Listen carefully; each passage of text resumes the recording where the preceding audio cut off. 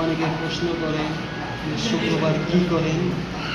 আমি শুক্রবার করে লেখাপড়া করি এবং ক্লাস করতে আসি, অনুভক্তি লেখাপড়া করি।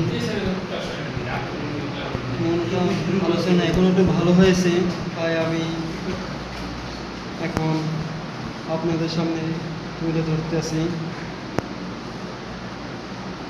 যে আমার জীবন যাপন কেমনে কাটাই। বুঝতে পারছেন ভাই ও বোনেরা?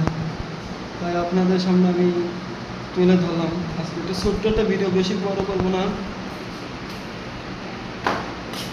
আমি অনুভূতি লেখাপড়া করি, আমি বেশি লেখাপড়া করিনি, গরিব ঘরের ছেলে তো, তাই বেশি লেখাপড়া করতে পারিনি। এখন লেখাপড়া প্রয়োজন, লেখাপড়া ছাড়া কোনো কিছু সম্ভব না। তাই আবার লেখাপড়া শুরু করলাম বসে এসে। অনেকে খারাপ লাগবে, অনেকে আশাক্রান্ত করবেন, অনেক কিছুই করবেন, অনেকে খারাপ কমেন্টও করবেন, কিন্তু এটাই সত্য, এটাই বাস্তব। লেখাপড়া ছাড়া কোনো গতি নেই, সবারই লেখাপড়া প্রয়োজন আছে।